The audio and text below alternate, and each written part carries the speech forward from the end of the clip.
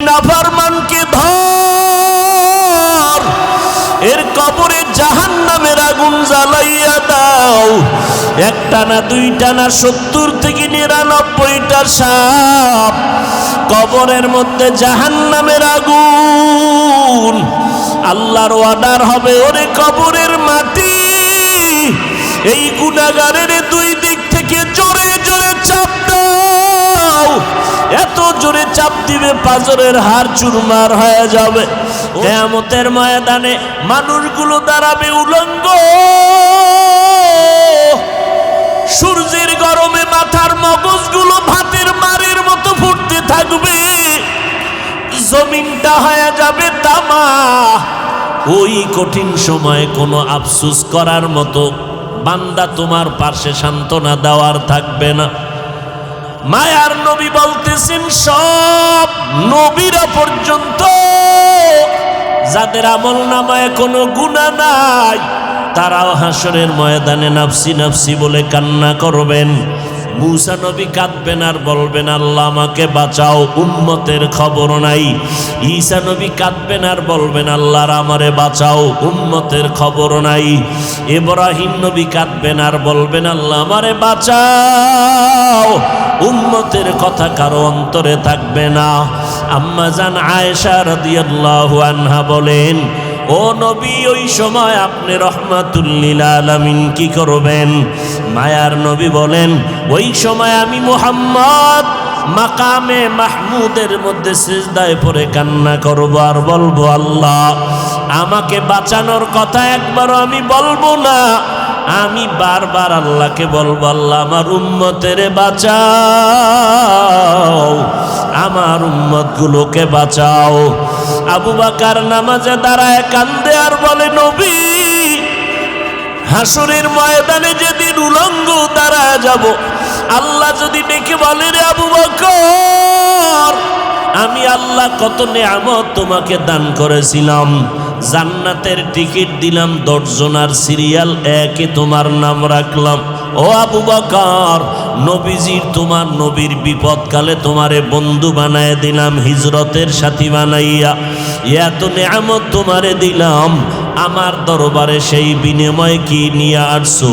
আমি যদি আমল নামা পেশ করি, ও আল্লাহ নামাজ পড়লাম, রোজা রাখলাম, কোরআন তালাওয়াত করেছি, তাহাজ্জুদ নামাজ পড়েছি, আল্লাহ যদি বলে, আবু বকর তোমার আমল আমার কাছে পছন্দ হয় নাই, যেইভাবে নামাজ পড়লে আমি খুশি হব সেইভাবে নামাজ পড়তে পারো নাই, যেইভাবে তেলাওয়াত করলে আমি খুশি হব ওইভাবে তেলাওয়াত করতে পারো নাই, আমার কাছে আমল পছন্দ হয় নাই, সাথে সাথে আল্লাহর অর্ডার হয়ে যাবে, এর জাহান্নামের ফেরেশতারা আবু বকরের হাতে হ্যান্ডকাপ লাগা দাও, জাহান্নামের দিকে নিয়ে যাও। এর যুবক, ও পর্দার আড়ালের মা বোনেরা, ও বৃদ্ধ বাবাজি, জান্নাতের টিকিট পাইয়া যদি আবু বকর সারা রাত কাঁদতে পারে, আমলের তাদের অভাব নাই, এলেমের অভাব নাই, ইখলাসের অভাব নাই, তাহাজ্জুদের মধ্যে ঝামেলা নাই, সংসারের হক আদায় করতে তাদের দুর্বলতা নাই, জিহাদের ময়দানে দুর্বলতা নাই, জান্নাতের টিকিট পাইয়াও যদি তাদের অবস্থা এমন হয়, ও বান্দা একটু চোখ দুইটা বন্ধ করে নিজের জীবনের দিকে তাকাও। আজকে জীবনের দিকে তাকাইয়া দেখি এই ময়দানে আমার মতো গুনাহগার কেউ নাই। আজকে বক্তা হইয়া চেয়ারে বসছি, অথচ আমার গুনার কারণে দেখি আমার হাত না পাক, আমার ঠোঁট গুনার কারণে না পাক, আমার চোখ দুইটা গুনার কারণে না পাক, আমার অন্তরটা গুনার কারণে না পাক। আমার মতো গুনাহগার এই ময়দানে কেউ নাই। এরে যুবক, একটু চিন্তা করো, কই ছিলা, কই আছো? এক সময় তুমি আব্বু কয়া ডাকতে পারো নাই। আল্লাহ তোমার জবানে কথা বলার শক্তি দান করেছেন। তোমার মতো বয়সের কত যুবক দেখো, তোমার দুইটা চক্ষু দিয়া রাত সারা রাত মোবাইল চালাও, গুনাহ করো। তোমার মতো কত বান্দা আছে দুই চোখের পাওয়ার নাই, অন্ধ বানাইয়া আল্লাহ পাঠাইছেন, রাস্তায় রাস্তায় ভিক্ষা করে। আমার আল্লাহ যদি তোমারে ঘুমের মধ্যে অন্ধ বানাইয়া দিতেন, বলো তুমি মোবাইলে গান বাজনা কেমনে দেখতা? আল্লাহ তোমারে সুন্দর চেহারা দান করেছেন, আল্লাহর দেওয়া নেয়ামত খাইতেছো, আল্লাহর দেওয়া পানি ভোগ করতেছো, আল্লাহর দেওয়া বাতাস, আল্লাহর দেওয়া জমিনের ফসল গাছের ফল খাইতেছো। তোমারে যদি কেউ 5,000 টাকা দেয়, তুমি তার গুণগান গাও। তোমারে যদি একটা রিক্সা কিনিয়া দেয়, তুমি তার গুণগান গাও। তোমারে যদি একটা দোকান উঠাইয়া দেয় কেউ ব্যবসার জন্য, তুমি তারে জীবনে ভুলো না, তোমার চেয়ার সাইরা তারে বসার জন্য আগায় দাও। আমার মাওলায় তোমারে দুইটা হাত দিছেন, বলো আল্লাহরে কি দিয়েছো? আমার মাওলায় তোমারে দুটো সুন্দর চক্ষু দান করেছেন, বলো এর বিনিময়ে আল্লাহকে কি দিয়েছো? আমার আল্লাহ তোমারে সুন্দর হায়াত দিয়েছেন, বলো আমার মালিকের কি দিয়েছো? আমার আল্লাহ তোমার জবানে কথা বলার শক্তি দান করেছেন, বিনিময়ে আল্লাহকে কি দিয়েছো? আল্লাহ দুটো হাত ভালো রাখছেন, বলো বিনিময়ে আল্লাহকে কি দিয়েছো? আল্লাহ তোমার আমার প্রয়োজনে সূর্যের আলো দিয়েছেন, বলো বিনিময়ে আল্লাহকে কি দিয়েছো? রাতের বেলা চাঁদের আলো দিয়েছেন, বলো আল্লাহকে কি দিয়েছো? আমার আল্লাহ জমিনের ফসল তোমার আমার জন্য কত সুন্দর করে দিয়েছেন, ভোগ করার জন্য তুমি আল্লাহকে কি দিয়েছো? আল্লাহ তো তোমার বাড়ি চায় না, টাকা চায় না, পয়সা চায় না। আল্লাহ তো বলে নাই ব্যবসা বাণিজ্য লেখাপড়া চাকরি বন্ধ করে সারা রাত সেজদায় পড়ে থাক, আল্লাহ তো এটা চায় না। আল্লাহ বলে বান্দা ব্যবসা কর, লেখাপড়া কর, চাকরি কর, সময় মতো সেজদা দে, 5 বেলার নামাজ পড়, মা বাবার দোয়া নিয়ে চল, ওলামায়ে কেরামের পরামর্শ নিয়ে চলো, নবীজির আদর্শ মানিয়ে চলো। নবীর আদর্শের কারণে আজকে এত সম্মান। সারা দুনিয়াবাসী আজকে ইসলামের দুশ্মনী করে, বেঈমানেরা মাদ্রাসার বিরোধিতা করে, কোরআনের বিরোধিতা করে। ও যুবকেরা, আমরা যারা টুপিওয়ালা দাড়িওয়ালা নামাজ পড়ি, পর্দা করি, হালাল খাই, বলো আমাদের স্বাধীনতা কোথায় নষ্ট হয়ে গেল? আমাদের খানাও বন্ধ হয় নাই, আমাদের চলাফেরার স্বাধীনতাও নষ্ট হয় নাই। আমাদের মতো দাড়িওয়ালা নামাজি ব্যবসা করে, অভাব নাই, চাকরি করে, অভাব নাই। তুমি কেন বলো নবীর তরিকা মানলে স্বাধীনতা চলবে না? বরং আমি চ্যালেঞ্জ করে বলবো, আমরা যারা নবীর তরিকা মানিয়ে চলি, আমাদের মতো সম্মানে জমিনে বর্তমানে কেউ নাই। আমরা যারা নবীর আদর্শ মানিয়ে চলি, আমাদের মতো শান্তিতে জমিনের মধ্যে কেউ নাই। তোমারে কোন শয়তানে ধোকায় ফেলে দিল, আজকে তুমি টুপি মাথায় দিতে চাও না, অথচ তুমি মুসলমান, আমিও মুসলমান। তুমি যে আল্লাহ মানো, আমিও সে আল্লাহ মানি। তোমার নবী আমার নবী এক, তোমার কোরআন আমার কোরআন এক। আমি টুপি মাথায় না দিলে লজ্জা পাই, আর তুমি টুপি মাথায় দিতে লজ্জা পাও। আমি দাড়ি কাটলে লজ্জা পাই, আর তুমি দাড়ি রাখতে লজ্জা পাও। আমি লম্বা পোশাকটা না পরলে লজ্জা পাই, তুমি লম্বা পোশাক পরতে লজ্জা পাও। আমি বেপর্দায় চলতে লজ্জা পাই, আর তুমি পর্দা করতে লজ্জা পাও। যেগুলো বেঈমানের চরিত্র ছিল, সেগুলো তুমি মুসলমানের মধ্যে ঢুকাইলা কেন রে বাবা? মনে মনে কি ভাবতেছো কোরআন মিথ্যা? পারলে একটা প্রমাণ দাও, এখন দাড়ি কেটে ফেলবো, নামাজ রোজা বাদ দিয়ে দিব। তুমি কেন? বড় বড় মনীষী, বড় বড় পণ্ডিতেরাও তো ভুল বের করতে পারে নাই। কিয়ামত পর্যন্ত কোরআনের ভুল বের করতে পারবে না। ওই কোরআন সত্য, ওই কোরআনে গুনাহ নিয়ে যারা কবরে যাবে তাদের জাহান্নামে ভুগতে হবে, তাও সত্য। নেক আমলওয়ালারা জান্নাত পাবে, কোরআনের ঘোষণা, তাও সত্য। জান্নাত এমন আরামের ঘর, আল্লাহ কোরআনে বয়ান করেছেন। আবার জাহান্নামটা কেমন ভয়ঙ্কর, আমার আল্লাহ তাও বয়ান করেছেন। গুনাহগার হইয়া যদি কবরের বিছানায় যাও, ওই কবরে তখন কে টাকাওয়ালা বাড়িওয়ালা খবর নাই, কে ধনী কে গরিব কোনো প্রশ্ন হবে না। আমাকেও 3টা প্রশ্ন, তোমাকেও একই 3টা প্রশ্ন করা হবে। রবের পরিচয় দাও, ধর্মের পরিচয় দাও, রহমাতুল লিল আলামিনের পরিচয় দাও। দুনিয়াতে যদি রবের গোলামি না করিয়া কবরে যাও, যারা রবের গোলামি করবে তারা জবাব দিবে রব্বি আল্লাহ। যারা ধর্ম ইসলাম মানবে তারা জবাব দিবে কবরে দীনিয়াল ইসলাম। যারা নবীর সুন্নত অনুযায়ী চলবে তারা নবীরে দেখিয়া চিনবে। নবী বলেন আমার আল্লাহ গাইবী আওয়াজ দিয়া বলবে, ও ফেরেশতা কবরে জান্নাতের বিছানা দিয়া দাও, আমার বান্দা আরামে ঘুমাবে, কেউ ডিস্টার্ব করবে না।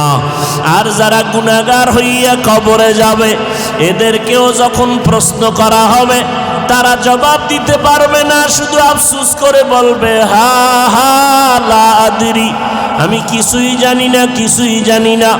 আল্লাহ রাগান্বিত হয়ে বলবে ফেরেশতাই নাফরমানকে ধর, এর কবরে জাহান্নামের আগুন জ্বালাইয়া দাও। 1টা না 2টা না 70 থেকে 99টা সাপ কবরের মধ্যে জাহান্নামের আগুন। আল্লাহর অর্ডার হবে, ওরে কবরের মাটি এই গুনাহগারের 2 দিক থেকে জোরে জোরে চাপ দাও। এত জোরে চাপ দিবে পাজরের হাড় চুরমার হয়ে যাবে। ও যুবক, এখনই কি গুনাহ ছাড়বা না? মানুষ তো শখ করিয়া অনেক সময় অনেক অন্যায় করে। তোমার মনের শখ লাগায়া দাড়ি রাখলা না কতদিন, এখনো কি তওবা করবা না? তোমার মনের শখে পার্কে পার্কে ঘুরলা কতদিন, এখনো কি তওবা করবা না? তোমার মনের শখে মোবাইলে কত গুনার কাজ করেছো, এখনো কি তওবা করবা না? যদি তওবার নিয়ত থাকে 2 ফোঁটা চোখের পানি ছেড়ে কাঁদো আর মনে মনে আল্লাহকে ডাকো আর বলো, দয়ার মালিক জীবনে আর গুনাহ করব না, নামাজ ছাড়ব না, বেপরদায় চলব না, মা বাবারে কষ্ট দিব না, নবীর তরিকা মানিয়া জীবন চালাবো, মা বাবার দোয়া নিয়ে চলবো, ওলিয়া উলিয়া ওলামায়ে কেরামের পরামর্শ নিয়ে চলবো, দেশ ও জাতির বিরুদ্ধে ষড়যন্ত্র করব না, নিজে কোনো মানুষের ক্ষতি কখনো করব না। তওবা করার যদি নিয়ত হয়, খাঁটি তওবার নিয়তে 2টো হাত আল্লাহকে দেখাইয়া দাও। আয় আল্লাহ আমাদের তওবা কবুল করে নেন।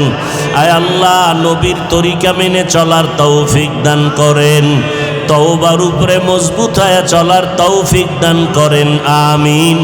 মা আতাকুমুর রাসূলু ফাখুযু। আল্লাহ বলেন নবীর মাধ্যমে, হে দুনিয়ার মানুষ, ওই সমস্ত জিনিস তোমরা আঁকড়ে ধরো যা রসুল নিয়ে আসছেন। ওয়ামা নাহাকুম আনহু ফান্তাহু, এবং তোমরা ফিরে যাও ওই সমস্ত জিনিস থেকে যেই জিনিসের বিষয়ে রসুল ফিরতে বলেছেন। আর একটু আয়াতের টুকরা পড়েছি, ওই আয়াতে আল্লাহ বলেন, লাকাদ কানা লাকুম ফি রাসূলিল্লাহি উসওয়াতুন হাসানা, অবশ্যই তোমাদের জন্য রয়েছে আমার রসুলের মধ্যে সর্বোৎকৃষ্ট উত্তম আদর্শ। হাদিসের মধ্যে আল্লাহর রসুল বলেন, তারাকতু ফিকুম আমরাইন, আমি তোমাদের কাছে 2টো জিনিস রেখে যাচ্ছি বিদায় বেলা। লান তাদিল্লু মা তামাসসাকতুম বিহিমা, কখনো তোমরা লাইনচ্যুত হবে না, পথভ্রষ্ট হবে না যদি ওই 2 জিনিসকে আঁকড়ে ধরো। কিতাবাল্লাহি ওয়া সুন্নাতা রাসূলি, 1 নাম্বার আল্লাহর কিতাব কোরআনুল কারীম, দ্বিতীয় হলো রসুলের সুন্নত। এই 2 জিনিস যারা আঁকড়াইয়া ধরবে নবীজি তাকিদ দিয়ে চ্যালেঞ্জ দিয়ে বলেছেন তাদের কোনো বিপদ হওয়ার আশঙ্কা থাকবে না। কয় জিনিস? আওয়াজ দিয়ে বলেন কত জিনিস? দুই জিনিসের প্রথমটা কি বলেন? জবান খুলে বলেন কোরআন। দ্বিতীয়টা কি? সুন্নত। কার সুন্নত? রাসূলের সুন্নত। বর্তমানে এই দুই জিনিস যার কাছে যত পার্সেন্ট আছে, আল্লাহর কসম তারা তত পার্সেন্ট সম্মান আর শান্তিতে আছেন। এই দুই জিনিস যাদের কাছে যতটুকু নাই, তারা ততটুকু সম্মানেও নাই, শান্তিতেও নেই। উপরে উপরে শান্তি দেখলে কি হবে? অন্তর জ্বালায় মরে। আলোচনা সংক্ষেপ, রাত্র অধিক, দীর্ঘ রাত্র আলোচনা করার অভ্যাস নাই। চেষ্টা করলেও পারি, কিন্তু এই বদঅভ্যাস করা যাবে না। কারণ হাজার হাজার বয়ান এক পালায় দিলেও ফজরের সুন্নতের মর্যাদার সমান হবে না। অতএব আমাদের ঘুমাইতেও হবে, ফজরও পড়তে হবে, বয়ানও শুনতে হবে, আমলও করতে হবে। আপনি বয়ান শুনে গেলেন, আমল করলেন না, ফজর পড়লেন না, তাহলে আপনার এই বয়ান জাহান্নামে নেওয়ার জন্য যথেষ্ট। যদিও আপনাদের এই অঞ্চলগুলোতে সারা রাত ব্যাপী ওয়াজ হয়, তাও খাওন ছাড়া লোক ধরে রাখা যায় না। মহিষ, দুম্বা, উট, ভেড়া, গরু, ছাগল এগুলো দিয়া এরপরে অনেকে আবার মাইকিং করে, পোস্টারে লেখে আখিরি মোনাজাতের পরে তবারক আছে। বয়ানের টাইমে মাঠে লোক কম থাকলেও তবারক বিতরণের সময় ধাক্কাধাক্কি, মানুষ ঘুমের থেকে উঠিয়ে আসে, বাচ্চাকে নিয়ে আসে তবারকের ভোটলা নিতে গিয়া অনেকে এক পোটলার জায়গায় দুই পোটলা নিয়ে মারপিটও করে। খাইয়া লইয়া ঘুমাইছে, ফজর পড়ে না। এরকম বদ আখলাকওয়ালা মানুষ আছে না নাই? তবারক খাইলে বরকত হবে, নামাজ লাগবে না। এই ধান্দাবাজি আর কতদিন? আমাকে একটু জবাব দিবেন মুরব্বীরা। যুবকরা যদি অন্তর চায় জবাব দিবেন, কারণ আপনারা দামি মানুষ। দুনিয়াতে যত বড় বড় বুজুর্গদের নাম আপনারা শুনেছেন, খাজা মঈনুদ্দিন চিশতি আজমিরি, বড় পীর আব্দুল কাদের জিলানী, বাইজিদ বুস্তামি, জুনায়েদ বাগদাদি, সিলেটের শাহজালাল রহমাতুল্লাহ আলাই, শাহপরান, শাহ মখদুম, শাহ আলী, খানজাহান আলী, এরপরে ফুরফুরা, জৈনপুরি, সারসিনা, চরমনাই, উজানি, বাহাদুরপুর, এই যত নাম বললাম, এদের যারা বড় বড় পীর সাহেব ছিলেন, জৈনপুরের কারামত আলী জৈনপুরি রহমতুল্লাহ আলাই সহ, ওই খানকাত থেকে যারা আমাদের দেশে আসেন, আমাদের দেশে আসেন না? আসেন। আল্লাহকে সাক্ষী রেখে বলবেন, এরা কি কেউ বেনামাজি ছিলেন? আপনারা তাদের মোহাব্বত করেন? করেন? আপনারা নামাজ পড়েন না কেন? আচ্ছা, যাগো নাম বললাম, এগো কি দাড়ি ছিল? আপনি দাড়ি রাখেন না কেন? চালাকি কয়দিন করবেন? এই ধোকাবাজি করে কয়দিন চাপাবাজি করে খাবেন?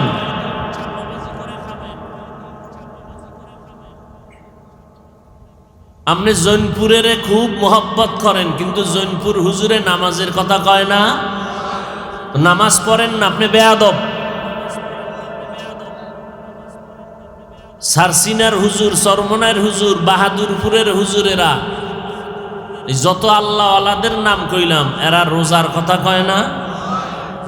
আমার জানা মতে জৈনপুরের হুজুরেরা যারা আসেন ইন্ডিয়ার থেকে, এরা তো লোকালয় বেরও বেশি হয় না, গোসল করে তাও ভিতরে পর্দা লাগাইয়া। আপনারা যারা ভক্ত দাবি করেন, আপনারা গান শুনেন কেন, দাড়ি কাটেন কেন, সুদের টাকায় ব্যবসা করেন কেন? কি চালাক বাঙালি, মাস্তান মাস্তান ভাব। এই মাস্তানি তো দুনিয়ায় চলবে না, কবরের ভিড়া তো আছেই। যারা নামাজ পড়ে না, যারা দাড়ি রাখে না, যারা পর্দা করে না, যারা সুদ খায়, এই যত আল্লাহওয়ালাদের নাম বললাম, এরা সবাই তাদের দুশ্মন। এরা জৈনপুরের দুশ্মন, এরা ফুরফুরার দুশ্মন, এরা খাজা মঈনুদ্দিনের দুশ্মন, এরা বড় পীর সাহেবের দুশ্মন, এরা সমস্ত আহলে হক পীর মাশায়েখের দুশ্মন। এক নাম্বার ভক্ত আমরা টুপিওয়ালা, দাড়িওয়ালা, পর্দাওয়ালারা। তবে আমরা চাপাবাজি করি না, চাপাবাজির অভ্যাস নেই। গাছ তোমার নাম কি? কথা কয় না। গাছ তোমার নাম কি? খাজা মঈনুদ্দিনের জন্য কি পাগল, গাঞ্জা খায় বয়ে বয়ে। খাজা মঈনুদ্দিন কোনোদিন গাঞ্জা খেয়েছেন? খাজা মঈনুদ্দিনের ইতিহাস যদি বলি রাত কেটে যাব। কত বড় আল্লাহওয়ালা ছিলেন।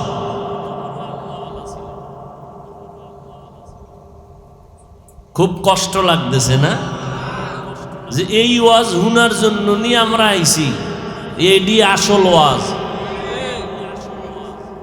এর সাথে যদি আবার ইসলামী আইন কায়েম কইরা জেলখানায় ঢুকায় রাখা যাইতো যে তওবা করবি, নামাজ আর ছাড়বি না, এরপরে মুক্তি দেওয়া হবে, তাহলে এটা ওই তো টোটাল টাটকা ওয়াজ।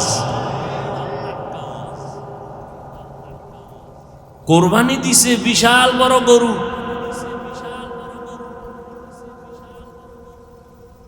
অথচ 5 ওয়াক্ত নামাজ পড়ে নাই।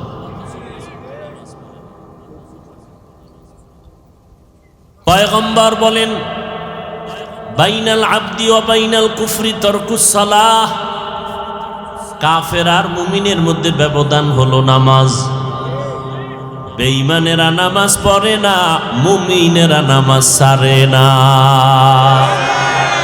একটুখানি নেকের তরে রোজ হাসরের মাঠেতে বাবা ঘুরবে ছেলের পিছে, ছেলে বাবার আগেতে।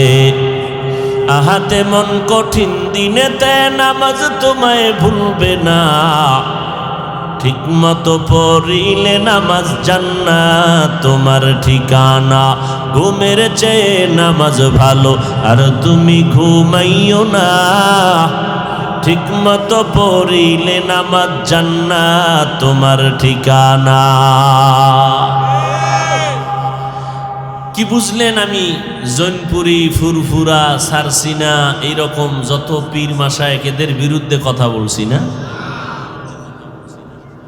এদের বিরুদ্ধে যারা চলে তাদেরকে সতর্ক করলাম। সিলেটের মাজারে যায় জিয়ারাত, চান্দা উঠাইছে এলাকায়, ব্যানার টানায় কোথায় যায়? সিলেট শাহজালালের মাজার জিয়ারতে লেখা আছে ব্যানারে। 3-4 দিন ঘুরলো, শাহজালালের মাজারে গেল, কিন্তু 5 বেলার নামাজ পড়ল না। আচ্ছা বলেন তো, শাহজালাল রহমতুল্লাহ আলাইহি নামাজ পড়েন নাই? ওরে মাওলার কেমন পাগল ছিলেন শাহজালাল, জীবনে বিবাহ করেন নাই। আর আপনি আর একজনের বউ লগে লইয়া যাইতেছেন জিয়ারতে। আমি মিছা বলতেছি? এ বেগানা লইয়া যায় না? মহিলারাও কইছে আমরা যামু। কার বউ কার শালি খবর নাই, চলো।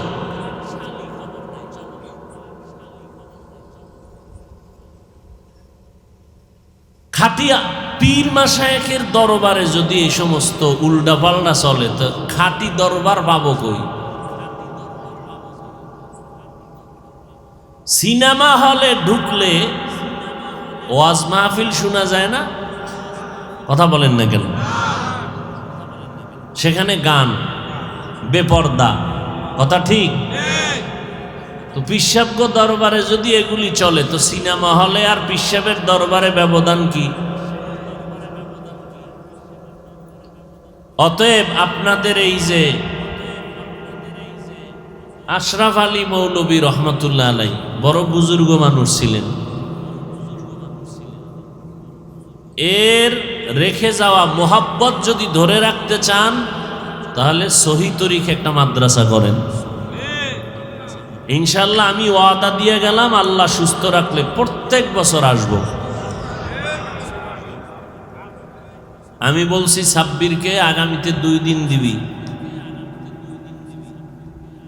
2 দিন দিবি, একদিন আমি আর একদিন অন্য অন্য অনেক বক্তা ভালো ভালো আলেম ওলামা রাখবো। এখন সাব্বির একা পারবে না, আপনাদের সহযোগিতা লাগবে না? সহযোগিতা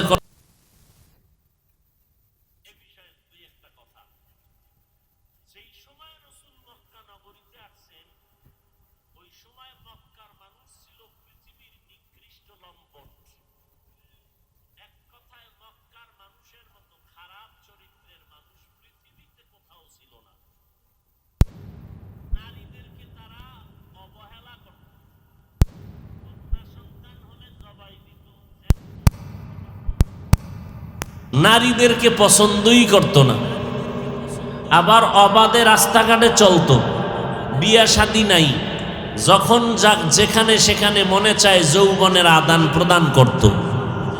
বর্তমান আল্লাহর ঘর বাইতুল্লাহর চারদিকে এরা তওয়াফ করত নারী আর পুরুষ উলঙ্গ হইয়া।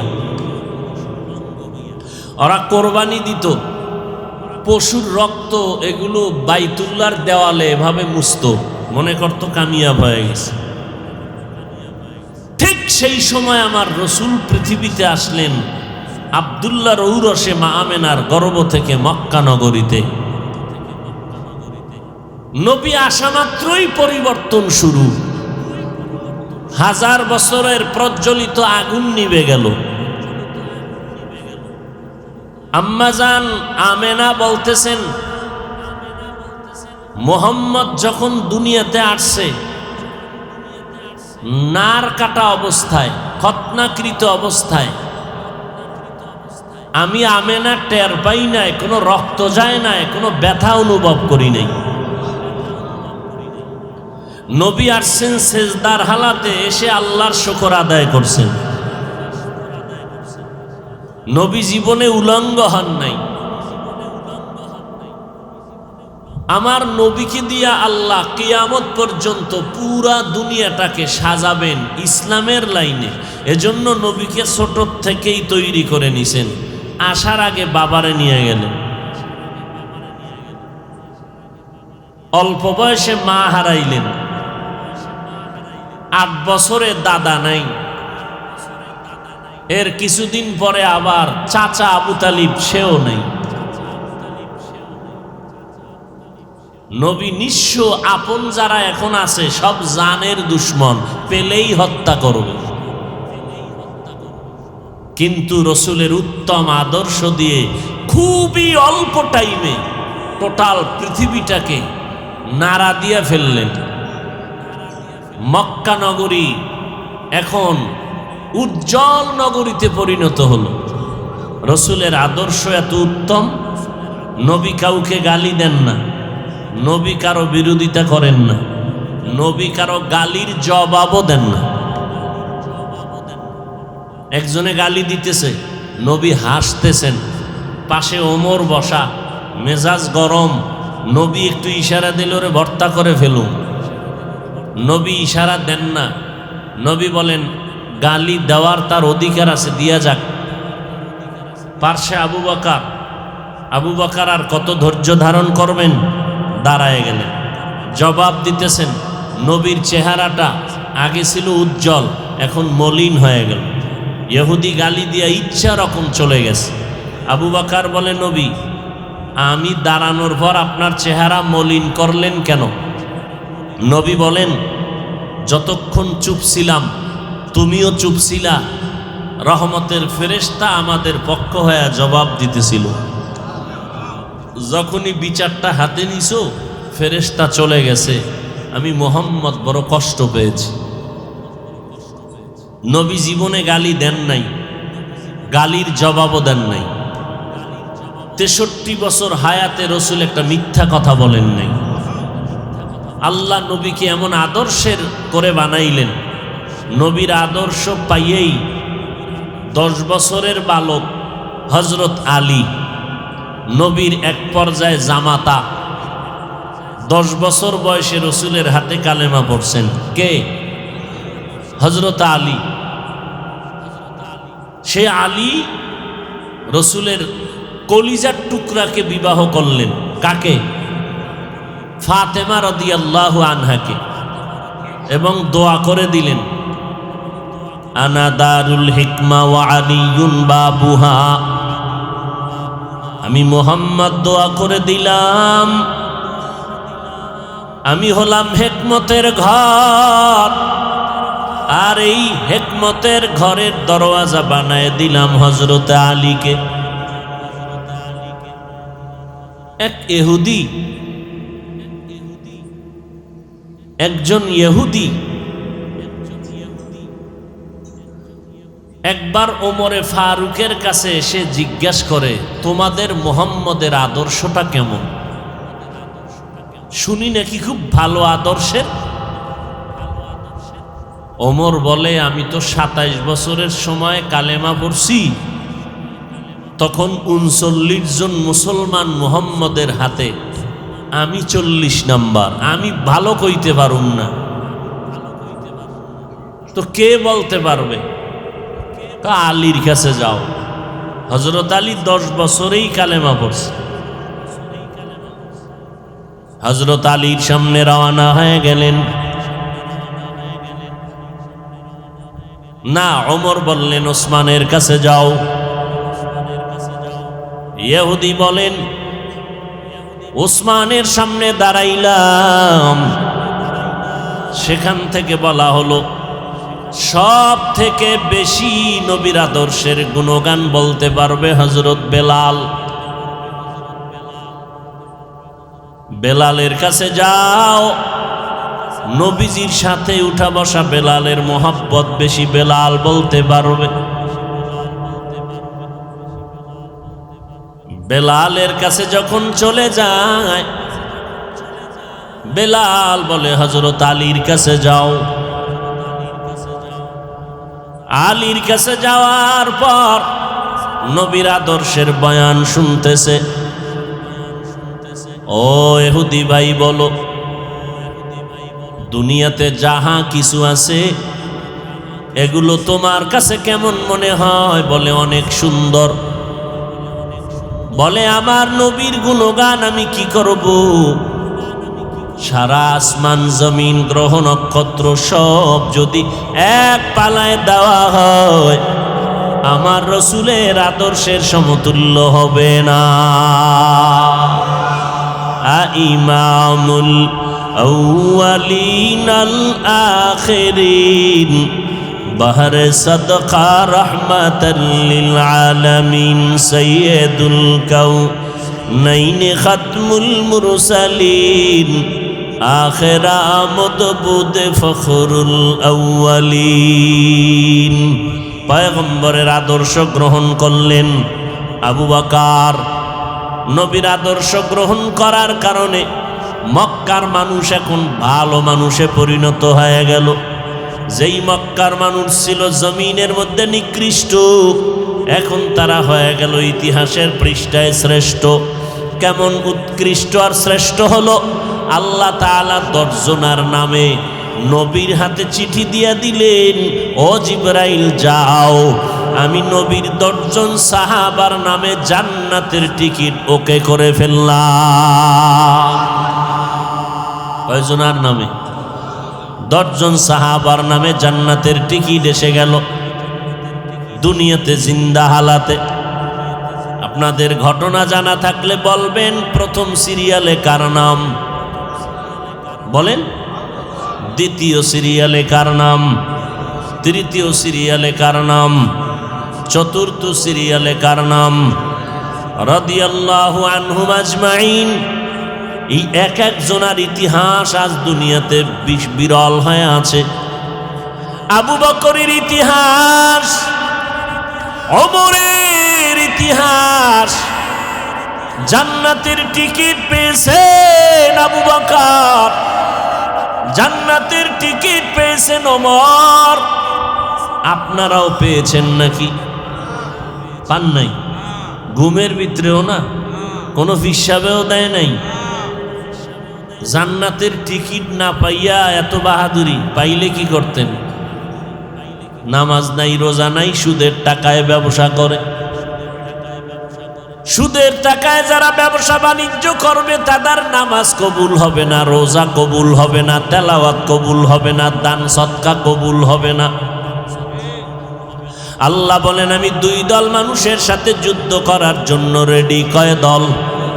এক দল যারা সুদের সাথে জড়িত, আল্লাহ তাদের সাথে যুদ্ধ করতে চান। কোরআনের আয়াত, ইয়া আইয়ুহাল্লাযীনা আমানুত্তাকুল্লাহ ওয়া যারু মা বাকিয়া মিনার রিবা ইন কুনতুম মুমিনিন ফাইন লাম তাফআলু ফাযানু বিহারবিন মিনাল্লাহি ওয়া রাসূলিহি।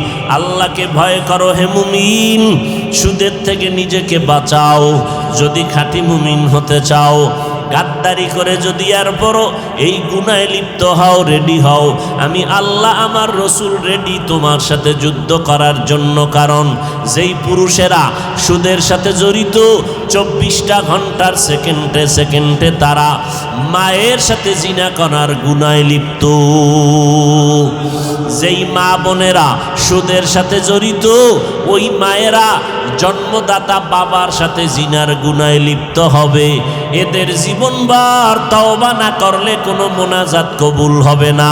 বাইতুল্লাহ হজ করলেও আল্লাহর আদালতে কবুল হবে না। বাবার সাথে মায়ের সাথে জিনা করবা, তোমার আমল কবুল করবেন আল্লাহ? এত ঠেকা। আবার পাশাপাশি দেখা যায় জীবনে মাদ্রাসায় পড়ে নাই, জীবনে পড়ে নাই, কিন্তু আল্লাহওয়ালাদের সোহবত পাওয়ার কারণে 5 বেলার নামাজ পড়ে, ব্যবসা করে, হারাম খায় না, কোনো দিন হারাম খায় না, কোনো দিন মানুষের হক নষ্ট করে না। এরকম কোটিপতি এই জমিনে আছে না নাই? 1 টাকাও হারাম খায় না, কোটি টাকার মালিক, ব্যবসা করে, চাকরি করে, অভাব নেই, অথচ জীবনে মাদ্রাসায় পড়ে নাই। हर के दारद खौफे हक दर दिल मदम जन्नतुल मअवा देहद उरा मकाम जुज़्बा हक ची जे मखाज इंसो जा फजले उ आमस्ते दर जुमला जहा।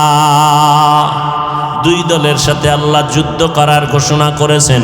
আর এক দলের কথা আল্লাহ বলেছেন বুখারী শরীফের হাদিসের মধ্যে নবীর মাধ্যমে, মান আদালি ওয়ালিয়ান ফাকাদ আযানতুহু বিল হারব। যারা আল্লাহওয়ালাদের সাথে দুশমনি করবে, আল্লাহ বলেন রেডি থাক, আমার আল্লাহ যুদ্ধ করার জন্য তোমার সাথে রেডি। ওলিয়া উলিয়ার সাথে যারা বেয়াদবি দুশমনি করবে, আল্লাহ তাদের সাথে যুদ্ধ করার জন্য রেডি। কারণ আমরা ওলিয়া উলিয়ার মাধ্যমে ইসলাম পেয়েছি, কথা ঠিক না? আমাদের মাথায় টুপি, দাড়ি, আমরা নামাজ পড়ি, পর্দা করি, হালাল খাই, 2 ফোঁটা চোখের পানি আছে, এখন হালাল খাই, সন্তানগুলো দিনের পথে চলে, আমরা হালালভাবে ব্যবসা বাণিজ্য করি। এর পেছনে অবদান ওলামায়ে কেরাম, ওলিয়া উলিয়া।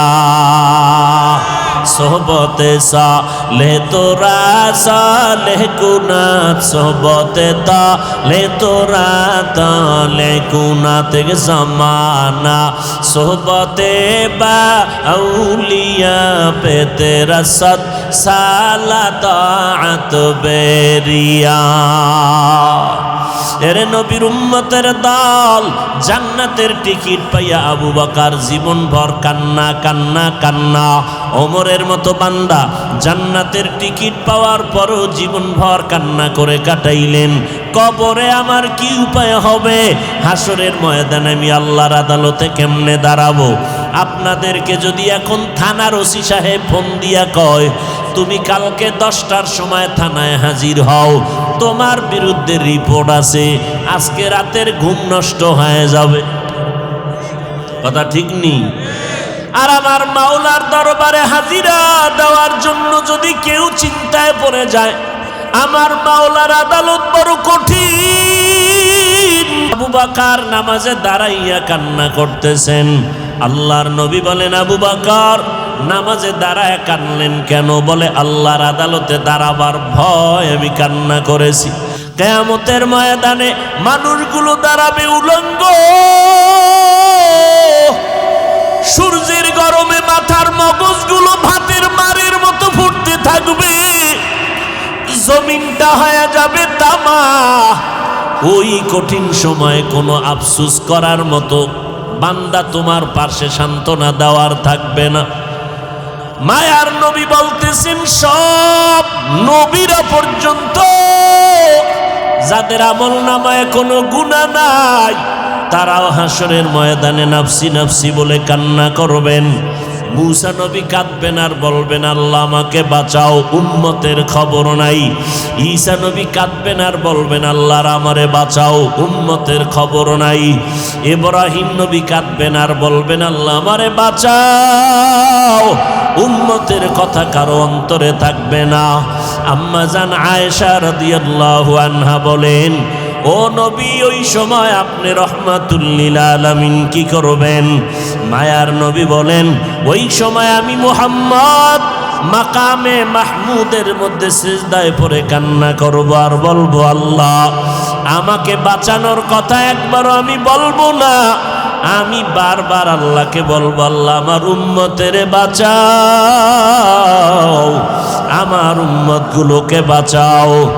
আবু বকর নামাজে দাঁড়ায় কান্দে আর বলে, নবী হাসরের ময়দানে যেদিন উলঙ্গ দাঁড়ায় যাব, আল্লাহ যদি ডেকে বলে, রে আবু বকর আমি আল্লাহ কত নেয়ামত তোমাকে দান করেছিলাম, জান্নাতের টিকিট দিলাম 10 জনার সিরিয়াল 1-এ তোমার নাম রাখলাম।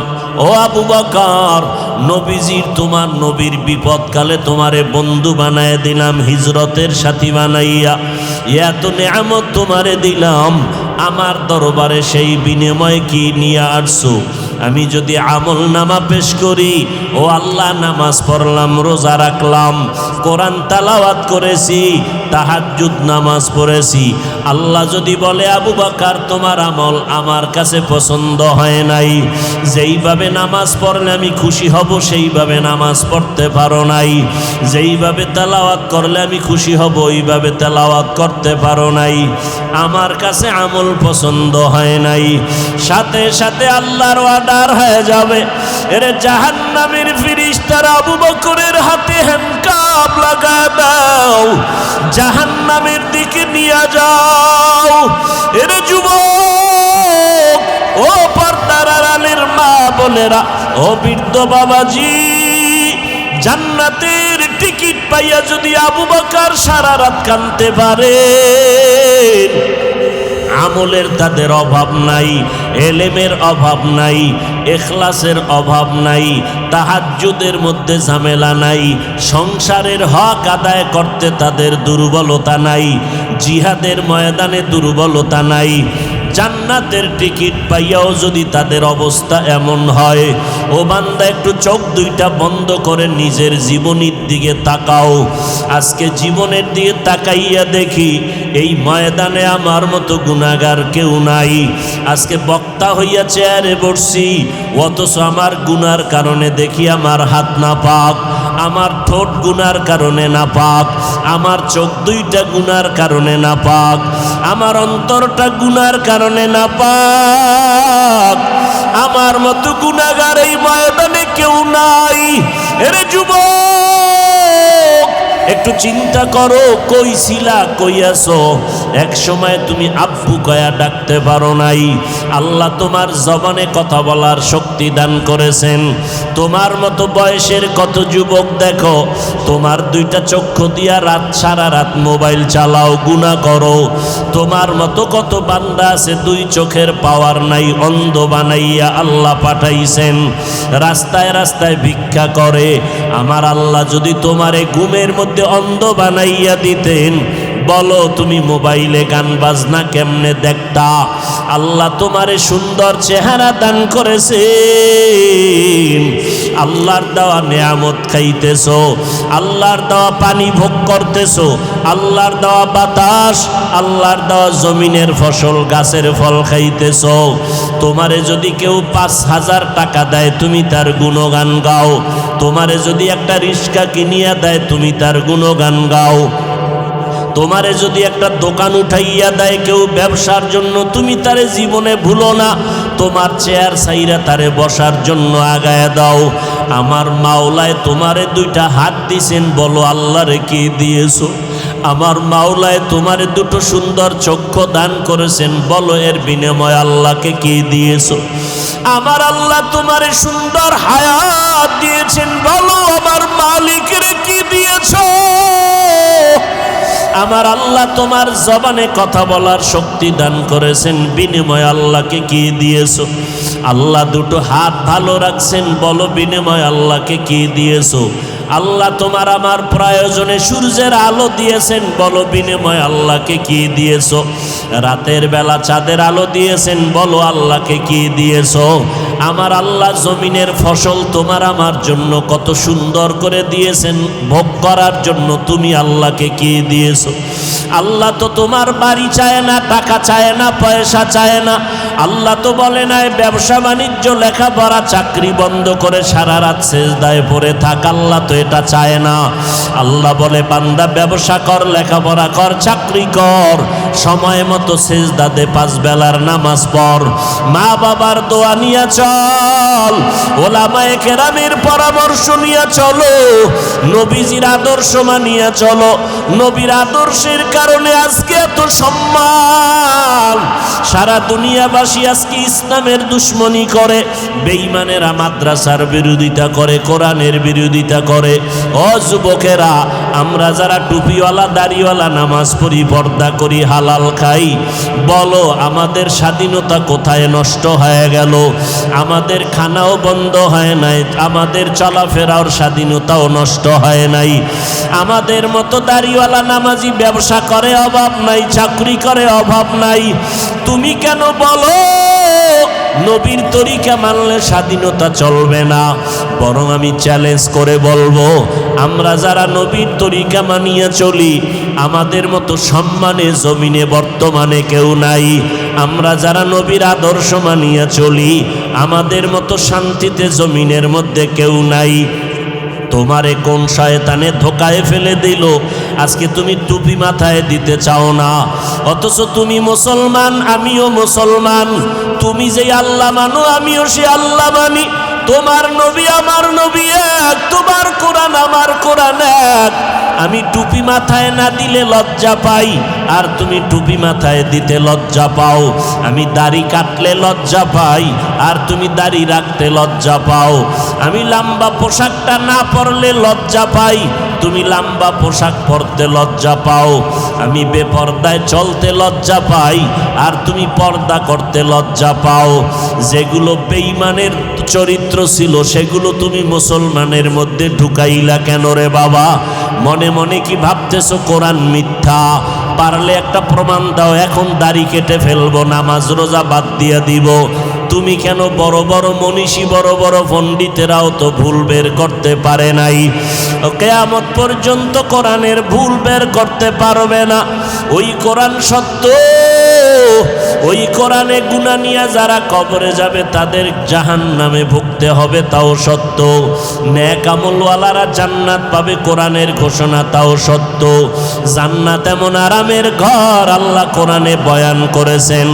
আবার জাহান্নামটা কেমন ভয়ঙ্কর, আমার আল্লাহ তাও বয়ান করেছেন, গুনাহগার হইয়া যদি কবরের বিছানায় যাও, ওই কবরে তখন কে টাকাওয়ালা বাড়িওয়ালা খবর নাই, কে ধনী কে গরিব কোনো প্রশ্ন হবে না। আমাকেও 3টা প্রশ্ন, তোমাকেও একই 3টা প্রশ্ন করা হবে। রবের পরিচয় দাও, ধর্মের পরিচয় দাও, রহমাতুল লিল আলামিনের পরিচয় দাও। দুনিয়াতে যদি রবের গোলামি না করিয়া কবরে যাও, যারা রবের গোলামি করবে তারা জবাব দিবে রব্বি আল্লাহ। যারা ধর্ম ইসলাম মানবে তারা জবাব দিবে কবরে দ্বীনি আল ইসলাম। যারা নবীর সুন্নত অনুযায়ী চলবে তারা নবীরে দেখিয়া চিনবে। নবী বলেন আমার আল্লাহ গাইবী আওয়াজ দিয়া বলবে, ও ফেরেশতা কবরে জান্নাতের বিছানা দিয়া দাও, আমার বান্দা আরামে ঘুমাবে, কেউ ডিস্টার্ব করবে না।